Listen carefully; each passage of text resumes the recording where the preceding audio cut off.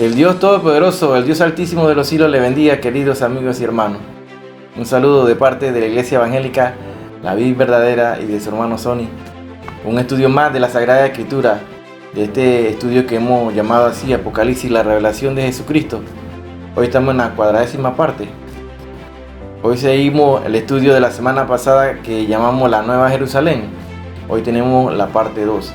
Así que pon atención en tu casa, busca tu libro de apuntes, tu cuaderno, sobre todo la Biblia, y vamos a ponernos, a concentrarnos, a entrarnos a este estudio que ya estamos culminando casi el libro de Apocalipsis.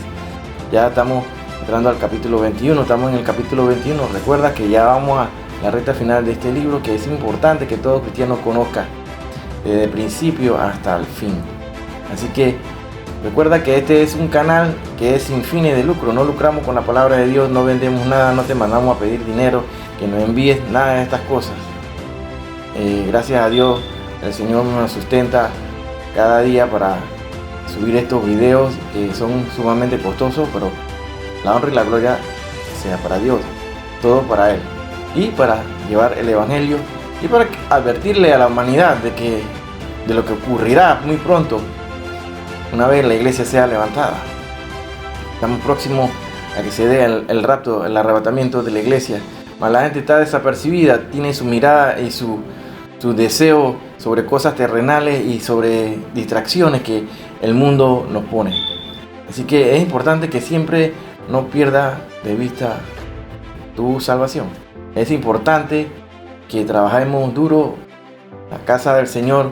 Es importante llevar la palabra, advertir, redarguir, exhortar y con toda doctrina, sana doctrina, con mucha paciencia y sabiduría.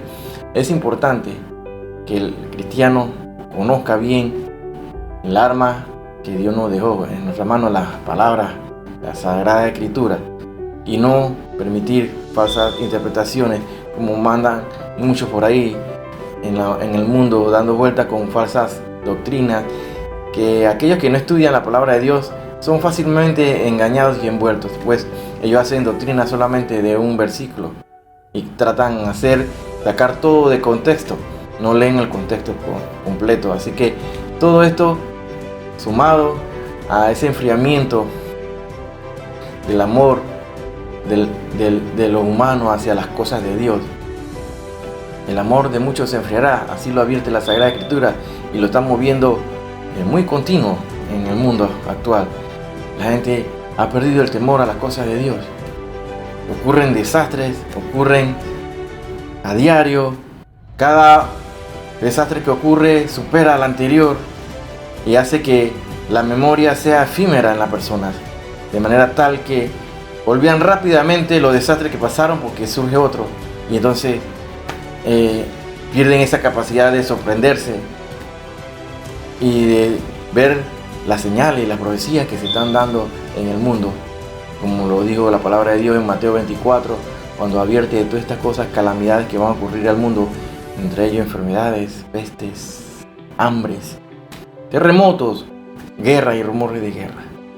Es importante que todo cristiano tenga claro esto. Tenemos que advertir a tiempo y afuera de tiempo la palabra de Dios.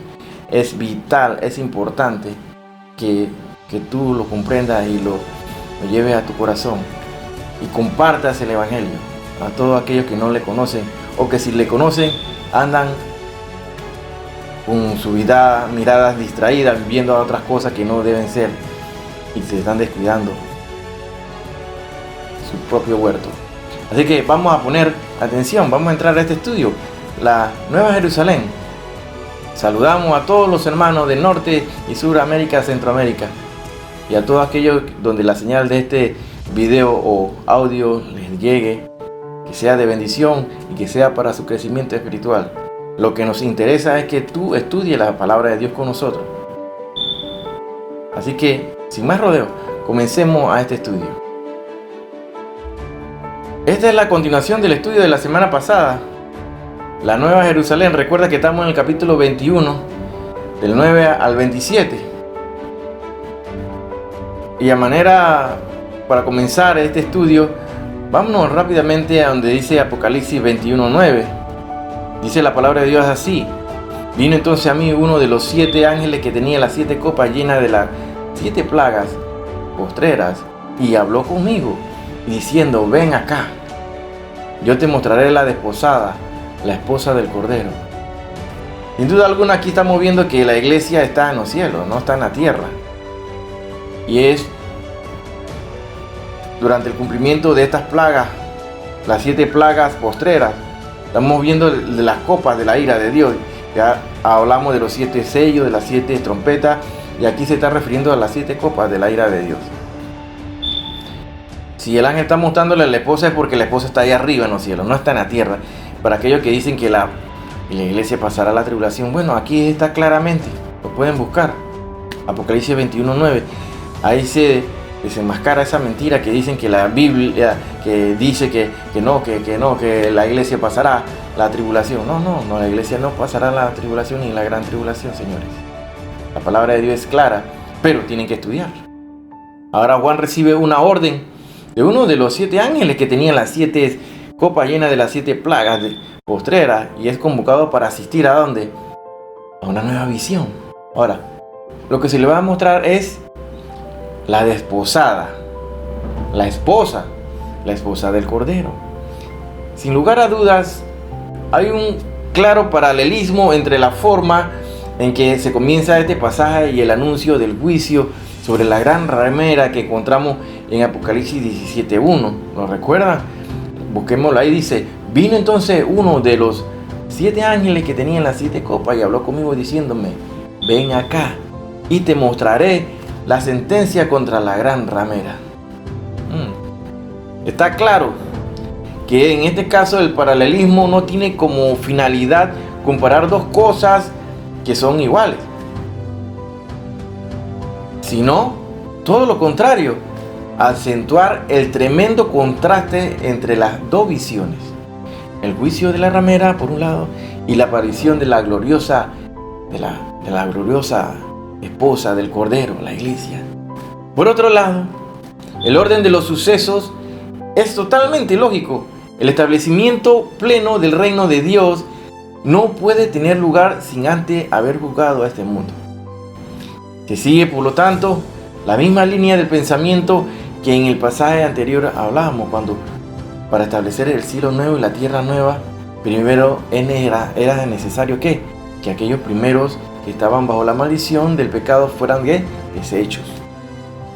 Pues bien, entonces lo que ahora tenemos por delante es la gloriosa unión del esposo y la esposa, de Cristo y su iglesia. Es el esplendor, aunque por supuesto la gloria deberá ser siempre para el Cordero, quien la ganó por su propia sangre. Busquemos ahí y anotemos Efesios capítulo 5, del verso 25 al 27. Dice así la palabra de Dios: marido, amad a vuestras mujeres, así como Cristo amó a la iglesia y se entregó a sí mismo por ella para santificarla, habiéndola purificado en el lavamiento del agua por la palabra, a fin de presentársela a sí mismo una iglesia gloriosa, que no tuviese mancha, ni arruga, ni cosa semejante, sino que fuese santa y sin mancha. Sería de esperar que el aspecto que la iglesia tendrá en este momento futuro se parezca al que presenta en la actualidad, pero lamentablemente quizá en ese momento sea difícil encontrar casi ningún parecido. Así dice Apocalipsis 21:10: y me llevó en el espíritu a un monte grande y alto, y me mostró la gran ciudad santa de Jerusalén, que descendía del cielo de Dios. Aquí vemos a continuación, Juan es llevado en el espíritu, igual que en Apocalipsis 1:10, o en Apocalipsis 4:2, o en Apocalipsis 17:3. Se encuentra sobre un monte grande y alto, y suponemos que estaba esperando ver a la esposa del Cordero, pero en realidad lo que se le muestra es la gran ciudad santa de Jerusalén, que descendía del cielo de Dios. Esto no es nuevo, porque ya vimos un adelanto en Apocalipsis 21:2, ¿verdad? Es evidente la estrecha relación, la asociación que existe entre la iglesia y la Nueva Jerusalén. Esta será la verdadera ciudad de Dios, morada eterna de los creyentes, y desde donde Dios va a centrar la administración de los nuevos cielos y la nueva tierra, en la que la iglesia tendrá una labor muy importante. Pasemos entonces a describir lo que será la Nueva Jerusalén. Juan quedó tan asombrado al parecer de la Nueva Jerusalén que con grandes dificultades intenta transmitirnos con palabras algo de la gloria que vio en ella. Definitivamente, en el punto número 1, en su descripción mencionaríamos que Dios manifiesta su gloria en ella. Busquemos ahí en Apocalipsis 21:11, dice así: teniendo la gloria de Dios, y su fulgor era semejante al de una piedra preciosísima, como piedra de jaspe, diáfana como el cristal. O sea, de la ciudad, que nos dice que tenía la gloria de Dios, lo que implica necesariamente que Dios mismo estaba en ella como su Dios. Y sin duda, esto es lo más importante de todo. Luego, Juan intenta describir la gloria de esta ciudad y dice: y su fulgor era semejante al de una piedra preciosísima, como piedra de jaspe, diáfana como el cristal. La idea parece ser que la luz de la gloria de Dios atravesaba a través de esta piedra preciosísima, produciendo una belleza indescriptible. Parece que Juan no encontraba las palabras adecuadas para transmitir cómo era el fulgor que irradiaba aquella hermosa piedra.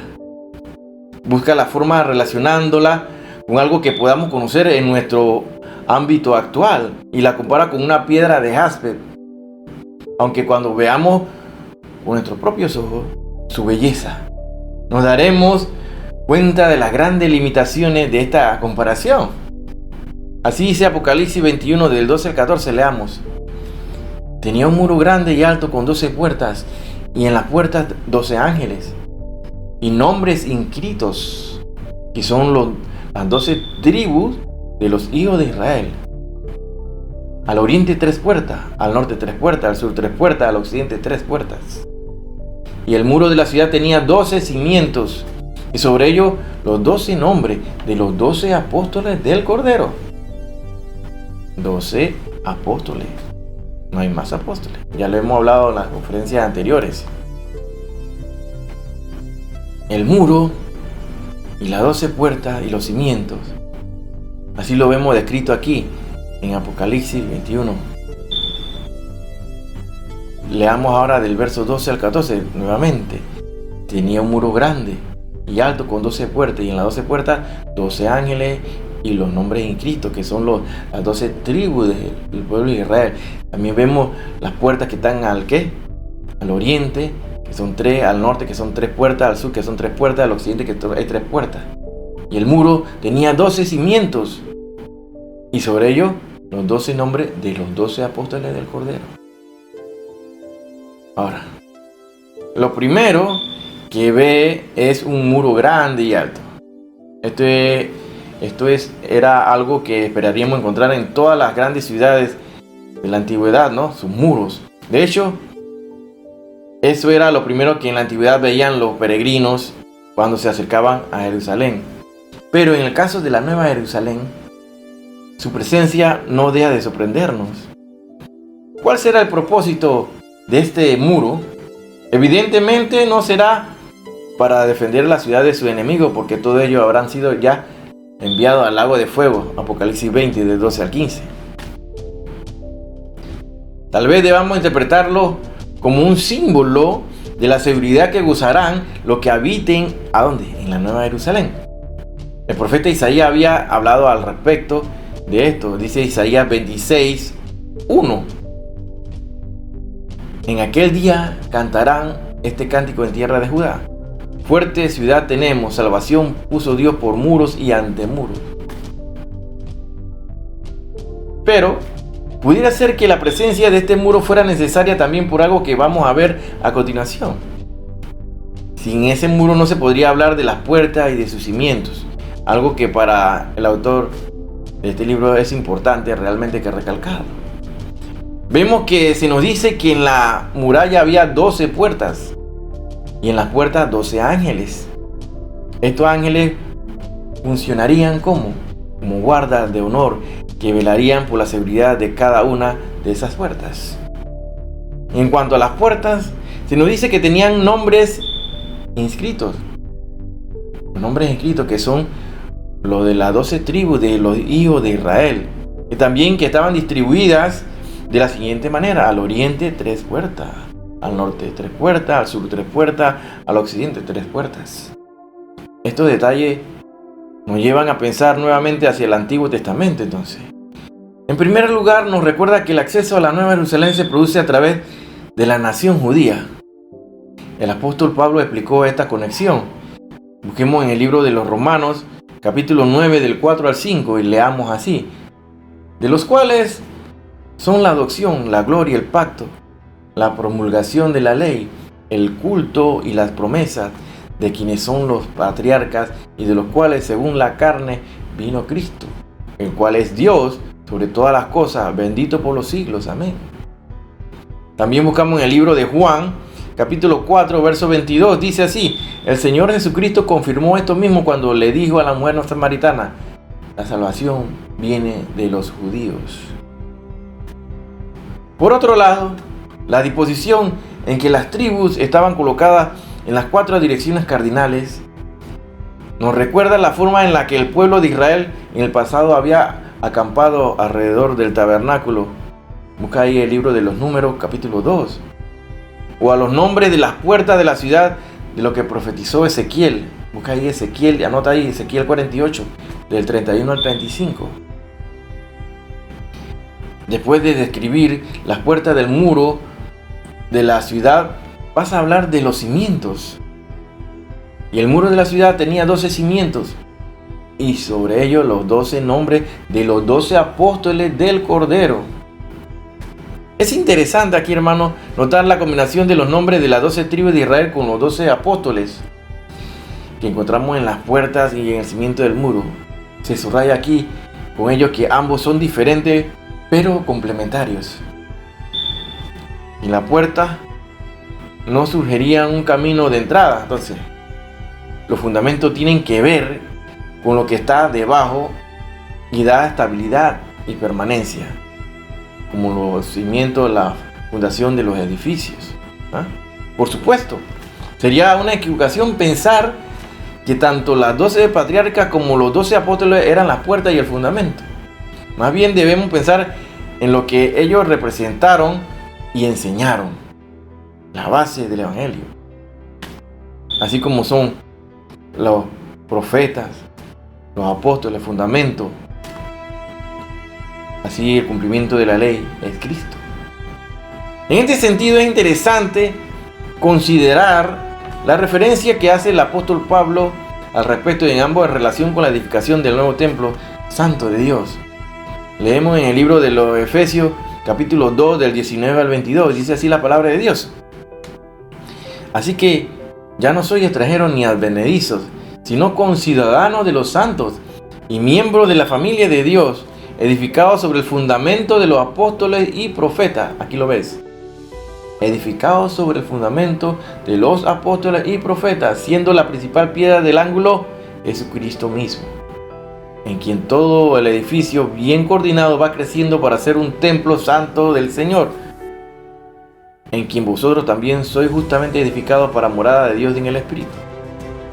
No deja de sorprendernos la posición del altísimo honor en que aquellos sencillos pecadores, esos pescadores de Galilea, fueron colocados por el Señor al ser elegidos para encargarse de colocar el fundamento de la nueva iglesia. Leamos ahí en Apocalipsis capítulo 21, 15 y 17. El que hablaba conmigo tenía una caña de medir de oro para medir la ciudad, sus puertas y su muro. La ciudad se hallaba establecida en cuadro y su longitud es igual a su anchura. Y él midió la ciudad con la caña, 12,000 estadios. La longitud, la altura y la anchura de ella son iguales. Y midió su muro, 144 codos de medida de hombre, la cual es de ángel. Aquí vemos entonces que se nos describen las dimensiones de esta ciudad y del muro. Se nos va a decir en continuación aquí en Apocalipsis 21, 15 al 17. Apocalipsis 21, el que hablaba conmigo tenía una caña de medir de oro. Leemos nuevamente: para medir la ciudad, sus puertas y su muro. La escena aquí nos recuerda a la visión que Ezequiel tuvo de las mediciones del nuevo templo.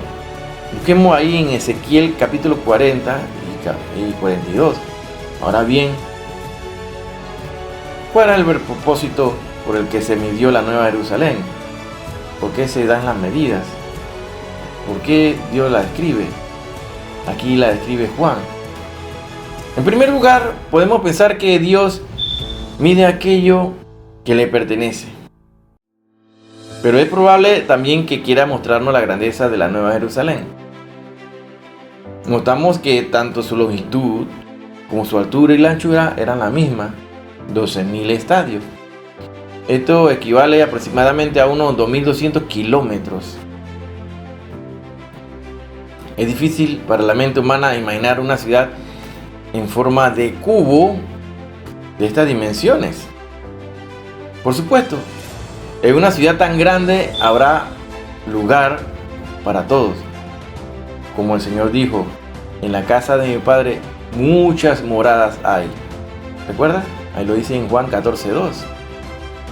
Pero hay otro detalle que no debemos pasar por alto. La Nueva Jerusalén es perfectamente cúbica. Esto puede indicar perfección, pero también nos recuerda al lugar al Santísimo dentro del hermoso templo que Salomón construyó. El templo de Salomón. En 1 de Reyes 6:20 dice: el lugar santísimo estaba en la parte de adentro, el cual tenía 20 codos de largo, 20 de ancho y 20 de altura, y lo cubrió de oro purísimo. Asimismo, cubrió de oro el altar de cedro. Aquí de alguna manera es como si nos quisiera dar a entender que la totalidad de la ciudad será la morada de Dios, tal como lo era el lugar santísimo.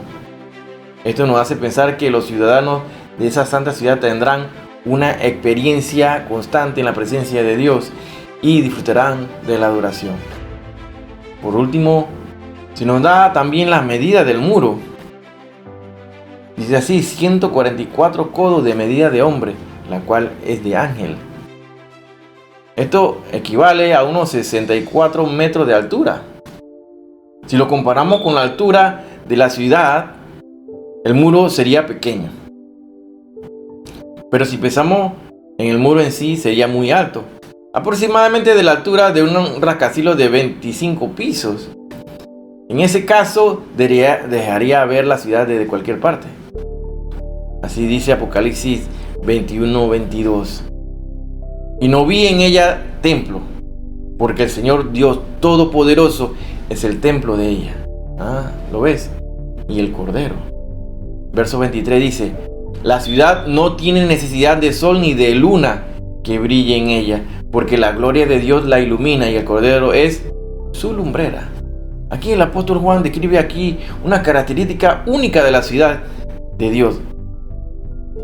No habrá en ella ningún templo. Como ya hemos comentado en programas anteriores, esta ciudad que Jesucristo está preparando en los cielos será importante y asombrosa, difícil de describir. Esta ciudad tiene unas dimensiones muy extensas en forma tridimensional, un cubo perfecto, la misma figura que tenía el lugar santísimo en el tabernáculo y en los siguientes templos, indicando que con ello toda la ciudad será el lugar santísimo, porque en ella habitará en plenitud y todo esplendor la presencia de Dios y de su Hijo, el Señor Jesucristo. Aquí un simbolismo fácil de comprender. No es el edificio el que hace la iglesia, ni la liturgia, ni la forma de gobierno, ni el modo de alabanza, ni la estructura de un culto. Lo único que hace realidad a la iglesia es la presencia del Señor Jesucristo. Sin su presencia no hay iglesia. Con su presencia cualquier reunión de personas congregada en el nombre de Jesucristo, al que ha reconocido como su único y suficiente Salvador y Señor, es una verdadera iglesia. Pasemos a hablar rápidamente sobre los materiales de lo que está hecha esta Nueva Jerusalén. Aquí se describen los materiales del muro, lo que es la ciudad, sus cimientos y sus puertas. Apocalipsis 21, del verso 18 al 21, así dice la palabra de Dios. El material de su muro era de jaspe, pero la ciudad era de oro puro, semejante al vidrio limpio, y los cimientos del muro de la ciudad estaban adornados con toda piedra preciosa. El primer cimiento era de jaspe, el segundo, zafiro, el tercero, ágata, el cuarto, esmeralda, el quinto, ónice, el sexto, cornalina, el séptimo, crisólito, el octavo, berilo, el noveno, topacio, el décimo, crisopraso, el undécimo, jacinto, el duodécimo, amatista. Las 12 puertas eran 12 perlas. Cada una de las puertas era una perla. Y las calles de la ciudad eran de oro puro, transparente como vidrio. Imagínense esta ciudad, hermano. Wow. Cuando Juan comenzó a ver la ciudad, lo primero que le sorprendió fue su muro de jaspe, que resplandecía con la misma gloria que el Señor está sentado en su trono, como lo dice Apocalipsis 4:3. Pero al entrar en la ciudad, la impresión fue mucho más fuerte. Pero la ciudad era de oro puro, semejante al vidrio limpio. Una vez más, Juan compara la belleza y la riqueza de la Nueva Jerusalén con los más costosos materiales que nosotros conocemos en este mundo actual. Todo ello para intentar darnos una idea del brillo de la gloria de Dios manifestada en cada detalle de la ciudad. Aún así, resulta evidente la dificultad que Juan tenía para describirnos lo que estaba viendo. Un detalle que nos llama la atención es que hasta los mismos cimientos del muro de la ciudad estaban adornados de 12 piedras preciosas, y se nos da una lista de cada una de ellas. Y decimos que nos extraña porque ningún constructor se molestaría en adornar los cimientos de un muro. Sin embargo, esto era la forma en la que Dios había prometido que edificaría a Israel.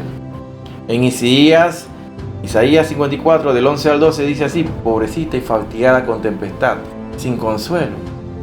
He aquí que yo cimentaré tus piedras sobre carbunclo, y sobre zafiros te fundaré.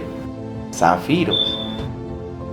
Tus ventas pondré de piedras preciosas, tu puerta de piedra de carbunclo, y toda muralla de piedra preciosa.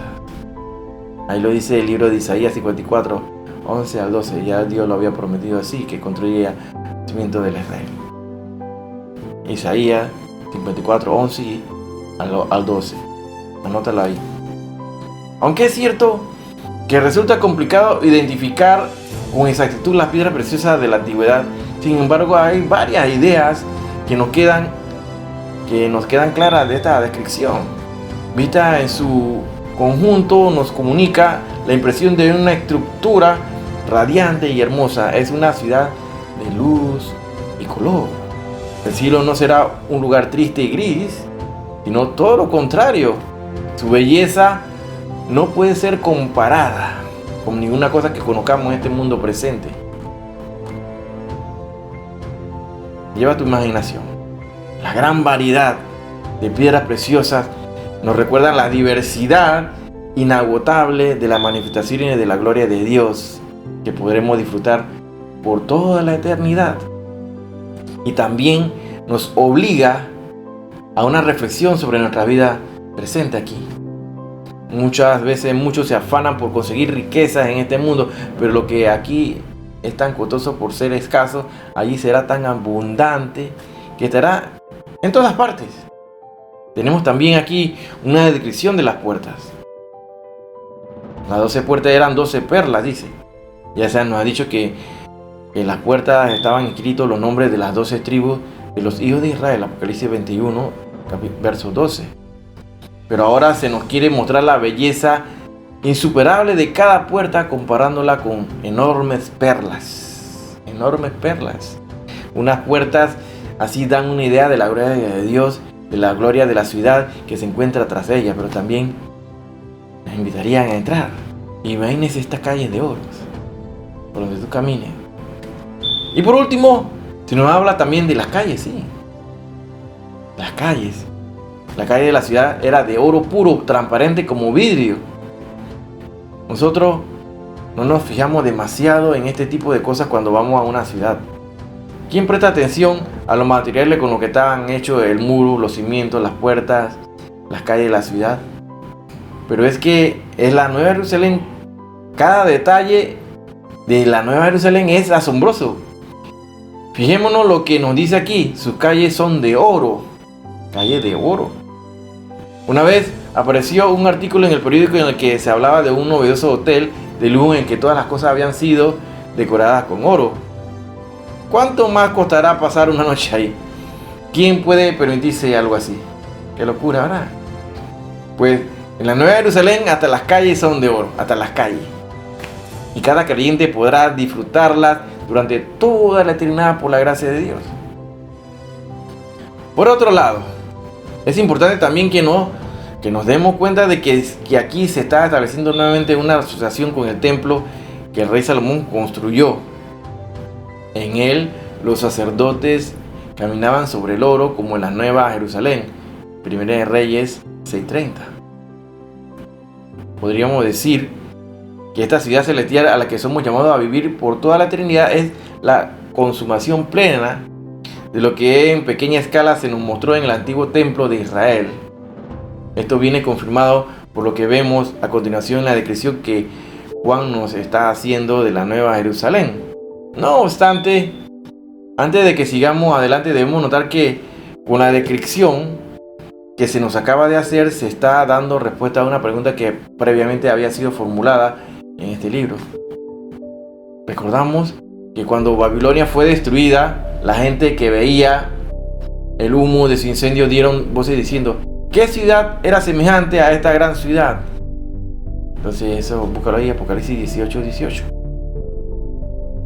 A pesar de todas las injusticias que se nos dice que eran cometidas en Babilonia, los hombres pensaban que era imposible que hubiera una ciudad más gloriosa que ella. Eso es lo máximo a lo que el hombre puede aspirar, pero Dios tiene su propio proyecto, que supera infinitamente a cualquier cosa que el hombre pecador pueda construir o siquiera imaginar. Ahora, el Señor Jesucristo es la luz del mundo en su sentido espiritual. Él dijo allá en el Evangelio según San Juan, capítulo 8, verso 21: yo soy la luz del mundo, el que me sigue no andará en tinieblas, sino que tendrá la luz de la vida.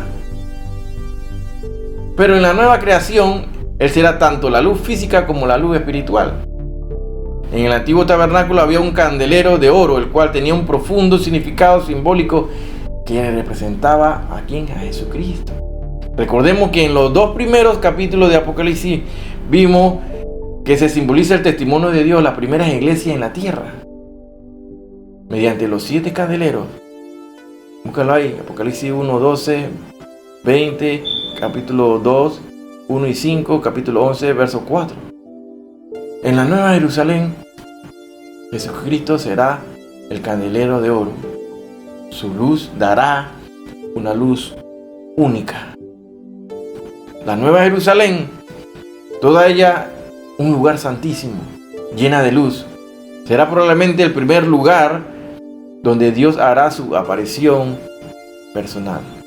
El autor de todos estos estudios que estamos haciendo y que repasamos a diario se basa en los versículos 10 del capítulo 21, que menciona que Juan vio la santa ciudad, la Nueva Jerusalén, descender de los cielos, pero no se menciona que llegó a tocar la tierra. Opina que la Nueva Jerusalén no estará asentada sobre la tierra. Hemos visto y estudiado muchos estudios bíblicos, así como el doctor Magui, quien piensa como algunos estudiosos de la Biblia, que la Nueva Jerusalén estará ubicada a una cierta distancia, como si fuera un satélite. Aunque lo más probable será que la Tierra se convertirá en un satélite de esta ciudad celestial. Lo sabemos. Esta será el centro de todas las cosas. Toda la actividad y la gloria de Dios se centra en ella. Dios establecerá su sede y su universo es teocéntrico. La Nueva Jerusalén tiene su origen en el cielo. Su constructor y su arquitecto es el mismo Señor Jesucristo. En Apocalipsis 21, ahora no, versos 22 al 23 dice así: y no vi en ella templo, porque el Señor Dios Todopoderoso es el templo de ella y el Cordero. La ciudad no tiene necesidad de sol ni de luna que brille en ella, porque la gloria de Dios la ilumina. El Cordero es su lumbrera. Juan pasa de la descripción de la hermosura de la Nueva Jerusalén a la presencia de Dios en ella, que es la verdadera causa de su gloria. La presencia de Dios en la Nueva Jerusalén. Por otro lado, la presencia del Señor Dios Todopoderoso en ella hace en toda la ciudad se convierta en el nuevo templo de Dios. En realidad, deberíamos decir que toda la ciudad es el verdadero lugar santísimo. Esa es la razón por la cual Juan no vio en ella un templo como siempre había habido en la nación de Israel. La presencia de Dios no estará limitada a alguna parte especial de la ciudad. Esto implica que cada creyente estará constantemente en la presencia de Dios, en comunión santa y perfecta con Él.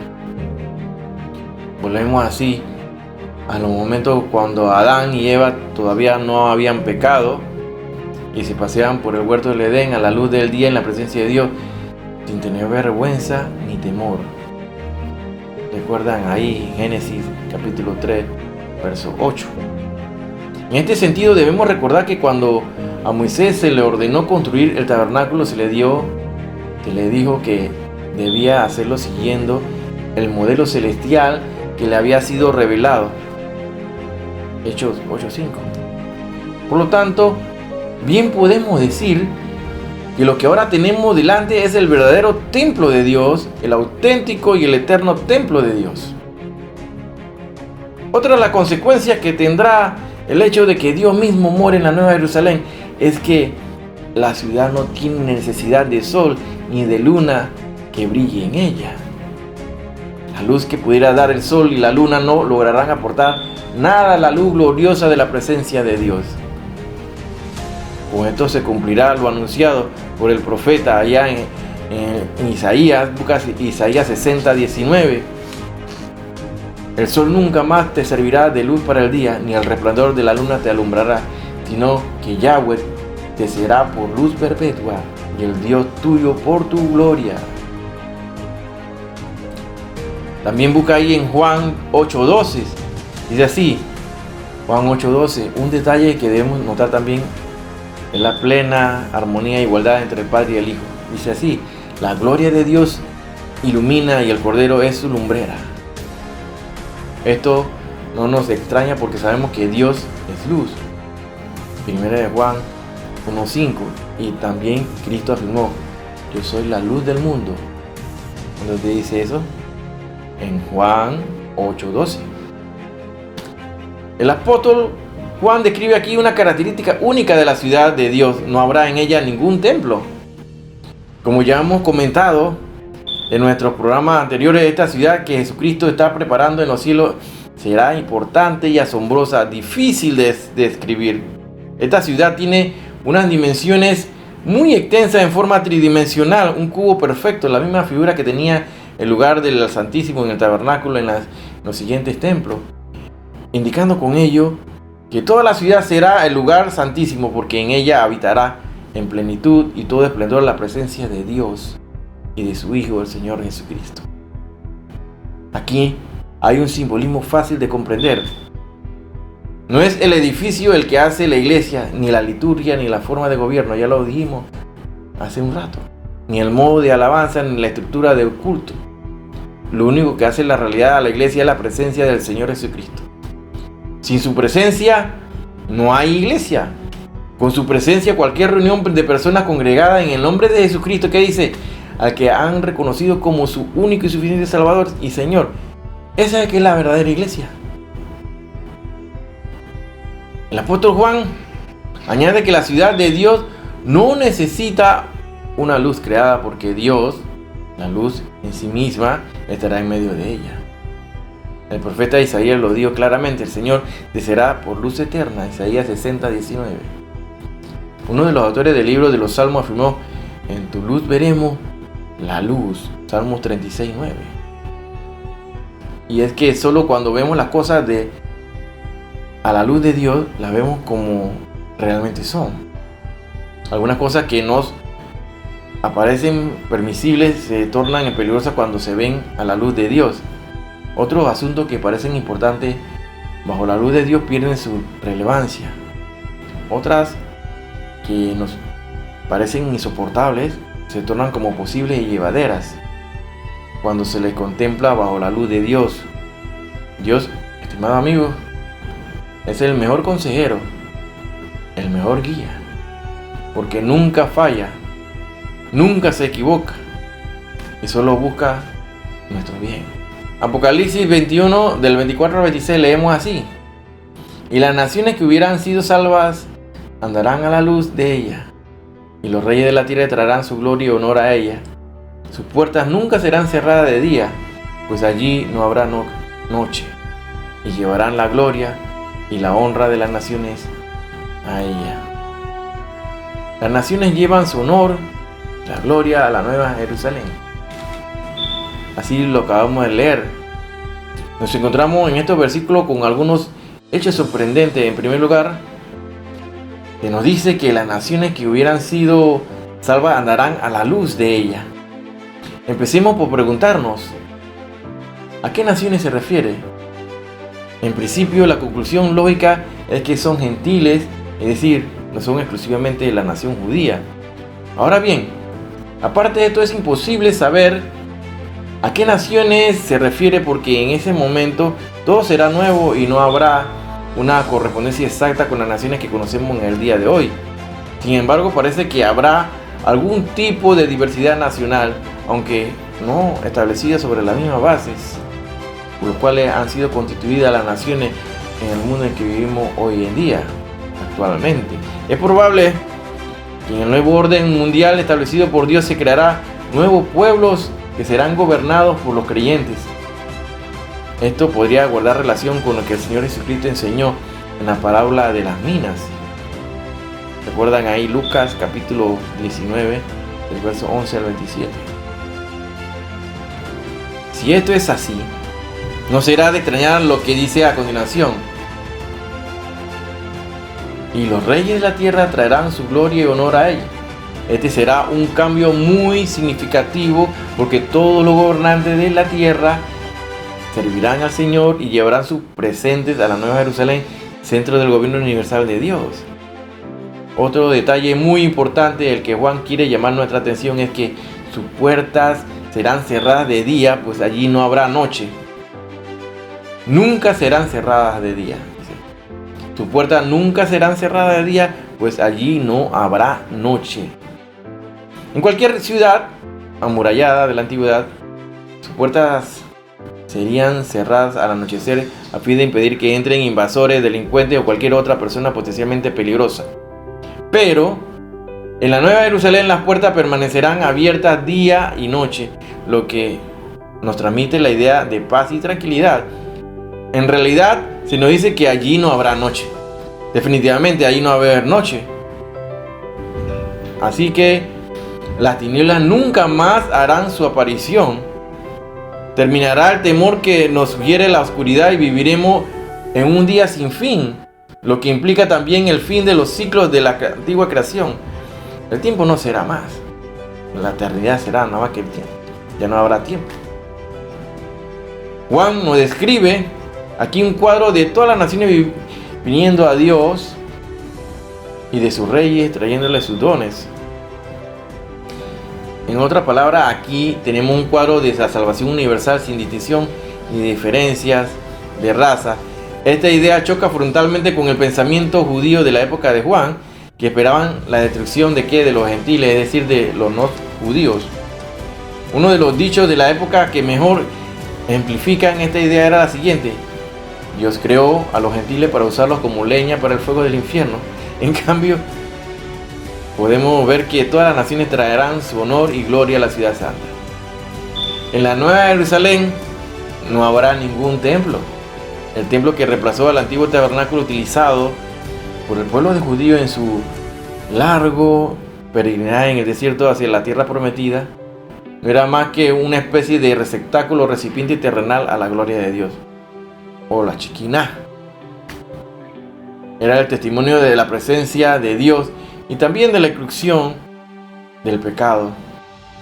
A causa del pecado, el ser humano solo se podía acercar a Dios por medio de laboriosos y complejos ritos.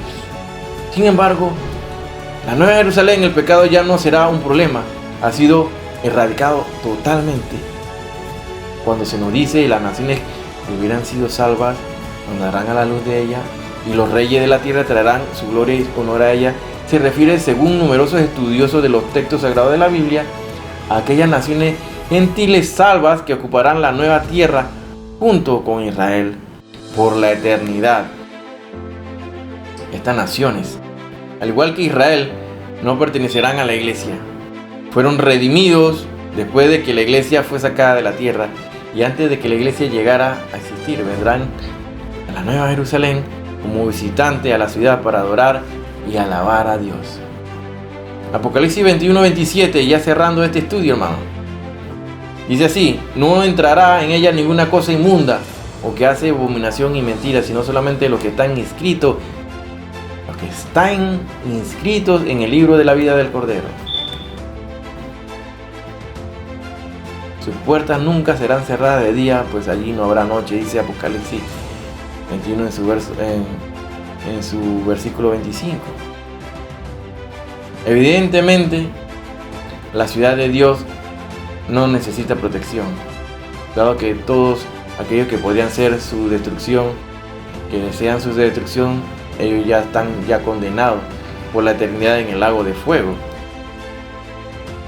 Bueno, la idea que el apóstol Juan nos desea transmitir aquí es que el acceso a la ciudad será permanentemente libre. No se pondrá voto ni limitaciones a la posibilidad de ir a rendir alabanza y adoración a Dios. Juan además insiste una vez más en que no habrá noche en la ciudad de Dios. Los pueblos antiguos, como los niños, tenían miedo a la oscuridad, el terror de la noche, pero en el nuevo mundo ya no habrá ninguna temible oscuridad, porque la presencia de Dios será la luz eterna. Con todo esto se cumple lo que profetizó en el libro de Isaías 11:11, 60:11, así como lo leímos anteriormente. Tus puertas estarán de continuo abiertas, no se cerrarán de día ni de noche, porque a ti serán traídas las riquezas de las naciones y conducidos a ti tus reyes. Todo esto nos hace pensar que quizás no todos vivirán de manera permanente dentro de la Jerusalén celestial. Podría ser algo similar a lo que ocurriría antiguamente con el pueblo de Israel, que tenían a Jerusalén como la capital e iban allí para las grandes celebraciones.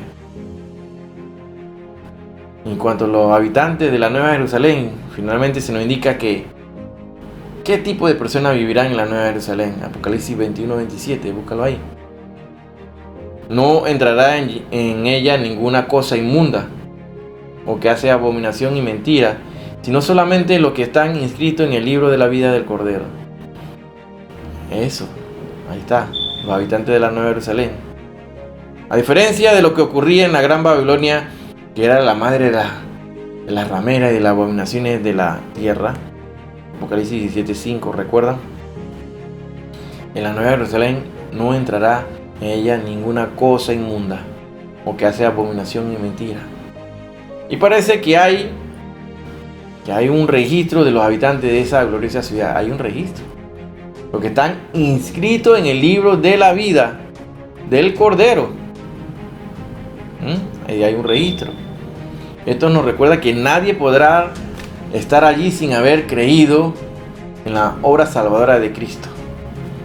El apóstol Juan finaliza el capítulo con una advertencia: solo los que estén inscritos en el libro de la vida entrarán a la ciudad eterna. Los que no abandonen su mal camino estarán excluidos de la ciudad de Dios. Pero aquí reside una idea que deseamos recalcar. A veces, cuando la Biblia habla de las personas malas o impías, a nuestra mente acuden aquellas imágenes de ladrón, violador, de asesino, etc. Pero no es así. O mejor dicho, no es solo así. El abanico es, de hecho, mucho más amplio. La Biblia denomina impío o malo a todo aquel que camina de espalda a Dios, que sigue su propio dictado, que no tiene a Dios en cuenta para nada. La Biblia dice que no basta con ser humano, con ser bueno. No basta con ser bueno para entrar al reino, al cielo. Hay que ser salvo. Y también dice que uno solo puede ser salvo si ha aceptado a Jesús como el Señor y Salvador de su vida. O sea que de manera tal que si tú no aceptas a Jesucristo como tu Salvador personal, como dueño de tu vida, como el guía, como tu luz, como el agua, como el pan de vida, como el único camino, entonces no podrás entrar a esa ciudad. No, es claramente, aquí la palabra de Dios especifica claramente a solamente aquellos que están inscritos en el libro de la vida del Cordero. Hasta aquí la enseñanza del día de hoy, hermano. Espero que sea de ayuda a tu crecimiento, en tu vida espiritual, y comparte este estudio. Es importante que lo compartas. Hemos hablado de un tema muy importante, la Nueva Jerusalén Celestial. Tema muy llamativo, muy impresionante, la descripción que trata de darnos aquí la profecía escrita por Juan, esa revelación que Jesucristo mismo le da a su siervo Juan. Nos vemos la siguiente semana, hermano. Y si Cristo no ha venido.